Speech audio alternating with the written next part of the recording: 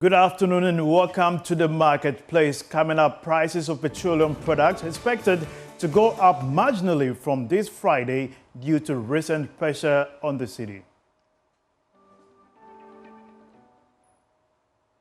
Also today on the Joy Business Advisory Series, we will be discussing our customer experience and how businesses can leverage this to drive growth, basically.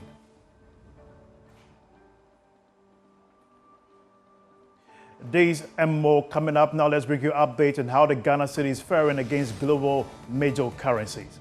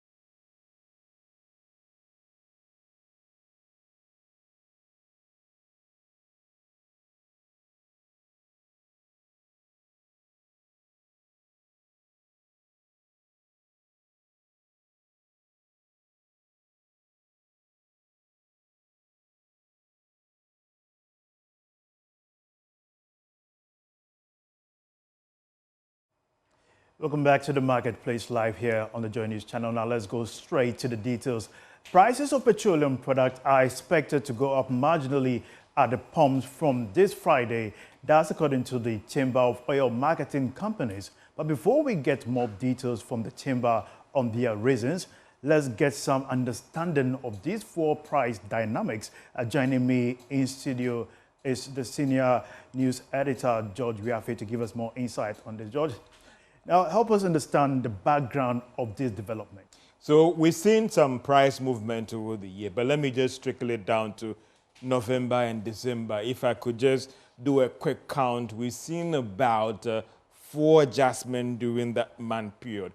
What has been the main driver, it has to do with the performance of the currency and even development on the international. Because I know you'll be coming to the drivers, and the major drivers here, Winston, are the price of the product on the international market, that is crude.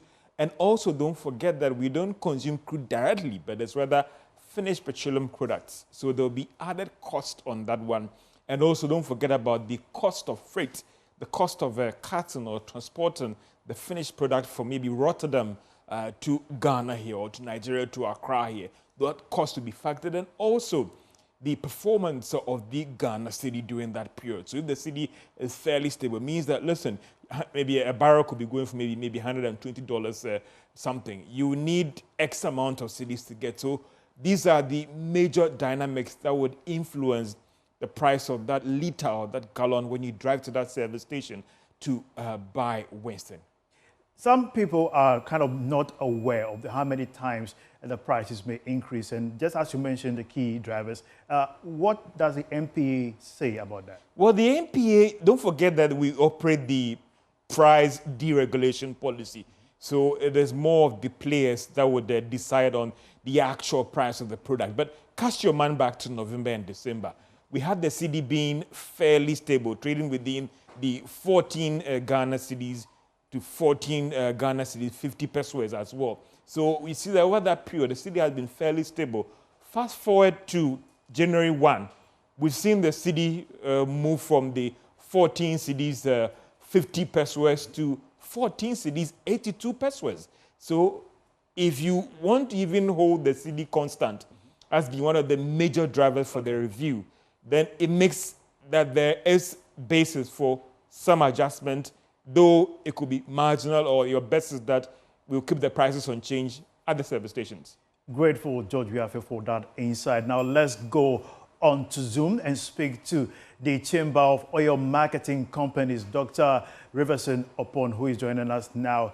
Riverson, please, as we speak now, have all your members firmed up on increasing prices at the pumps from possibly this Friday?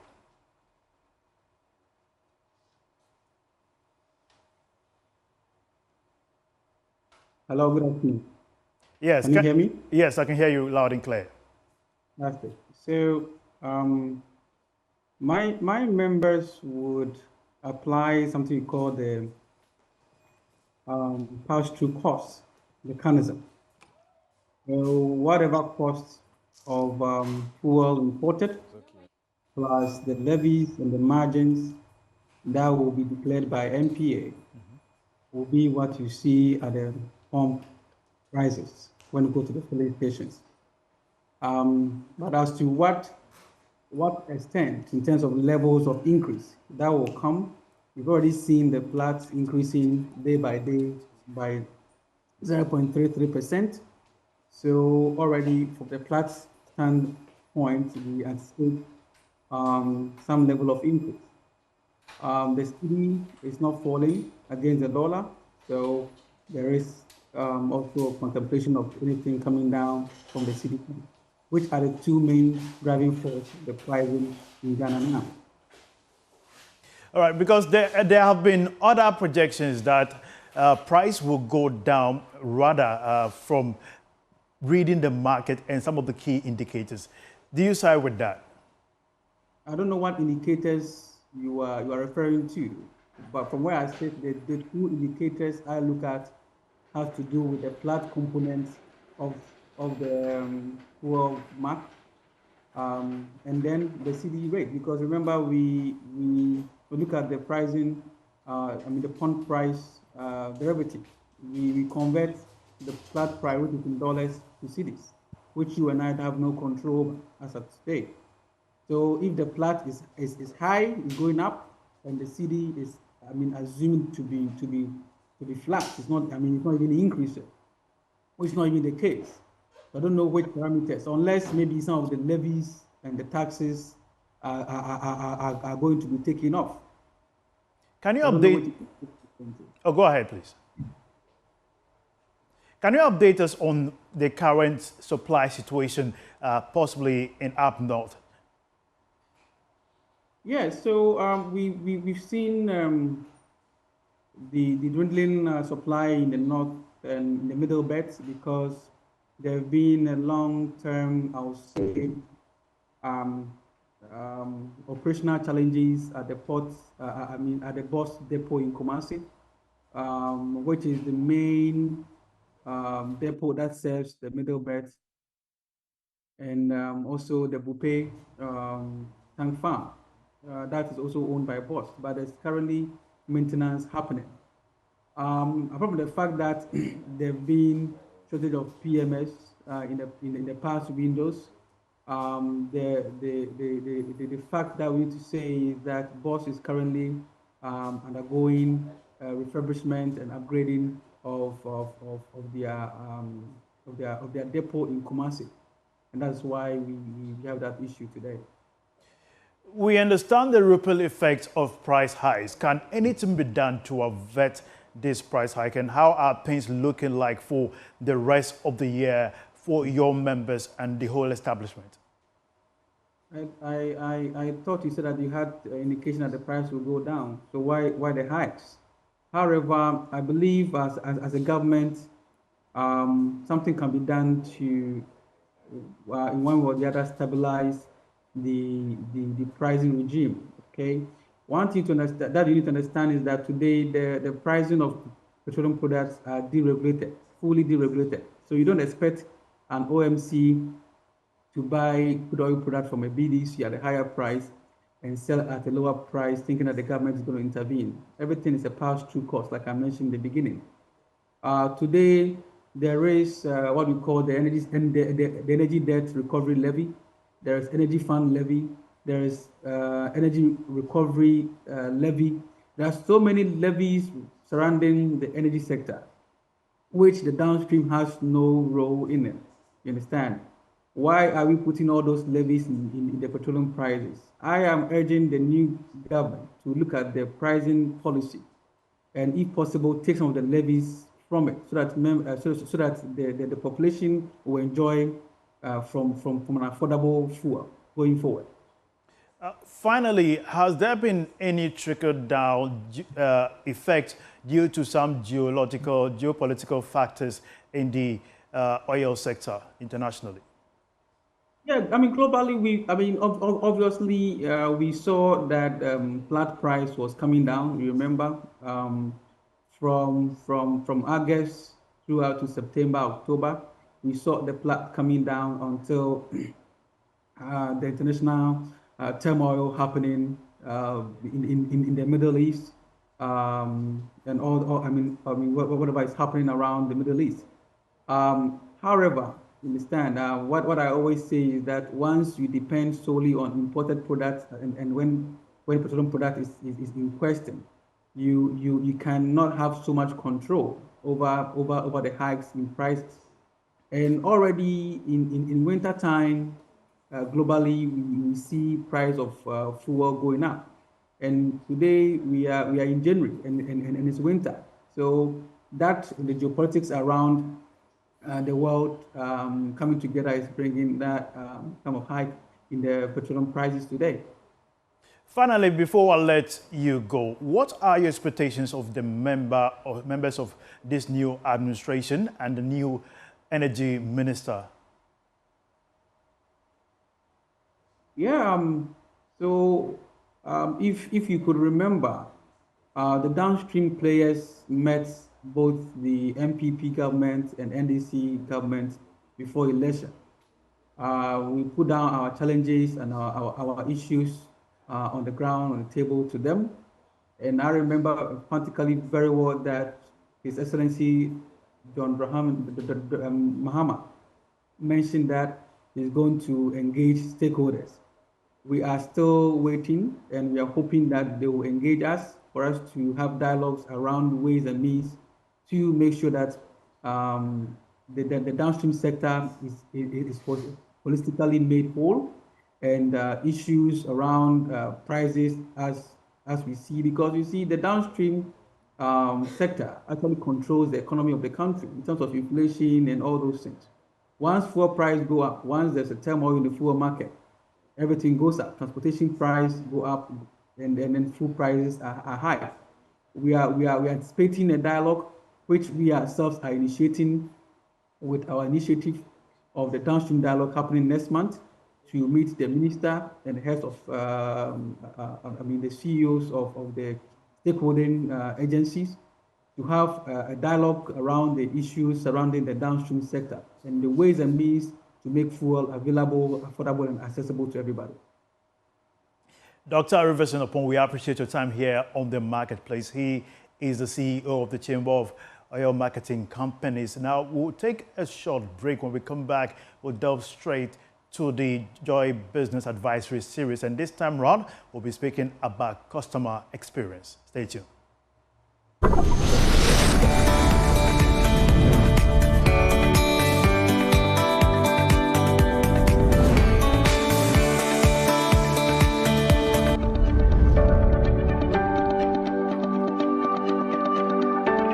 Welcome back to The Marketplace. Today on the Joy Business Advisory Series, we will discuss customer experience and how businesses can leverage this to drive business growth.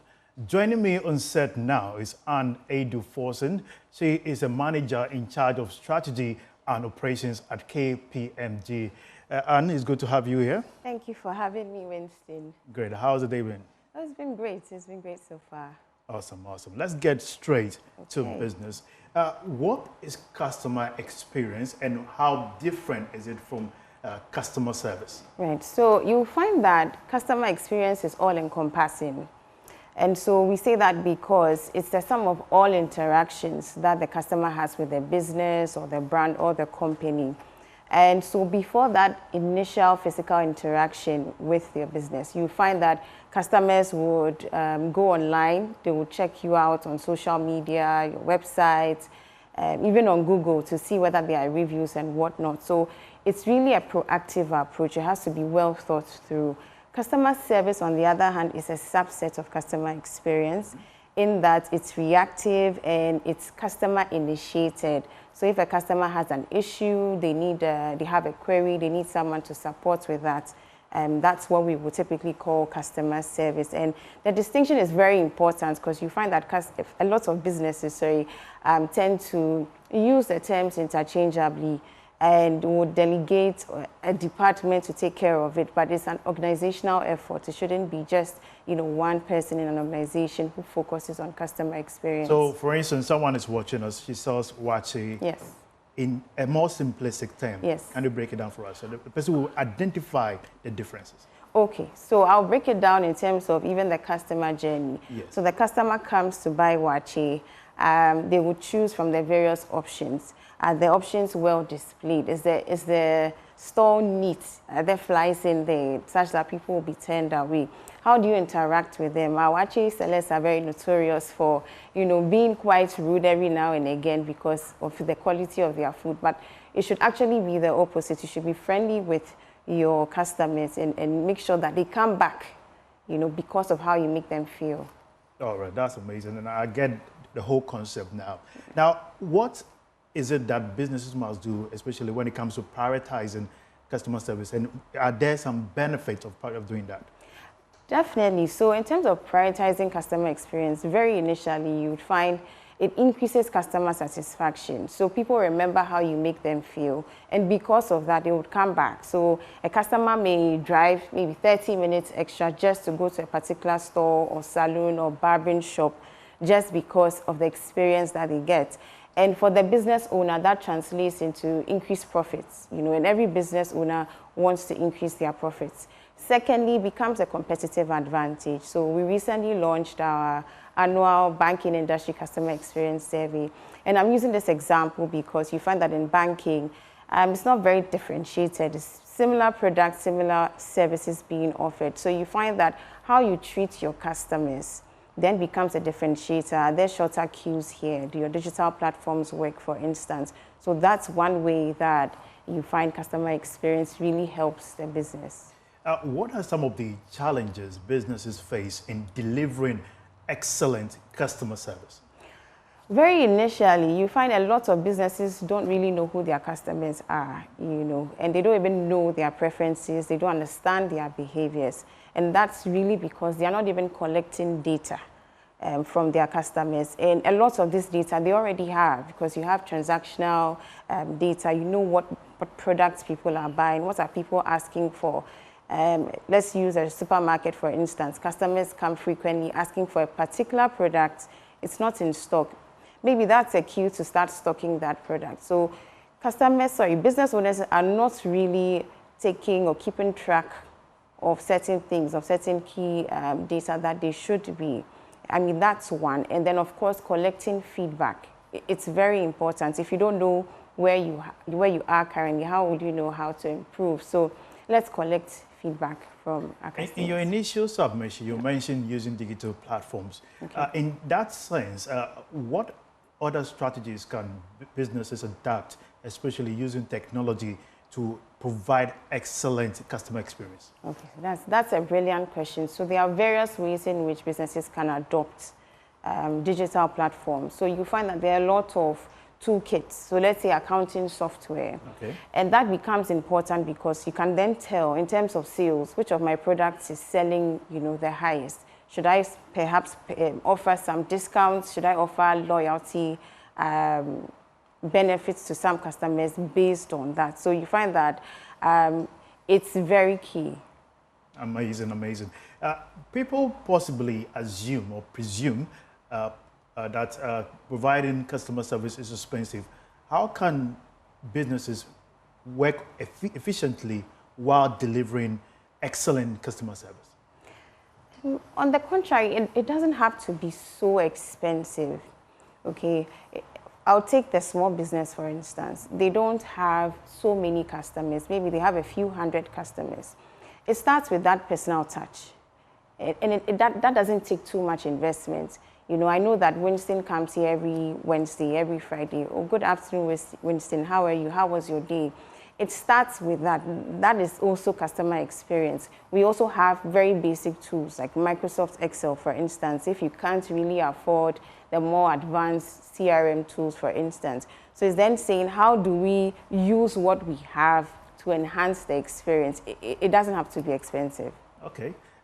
That means businesses should really take this seriously. Definitely. All right.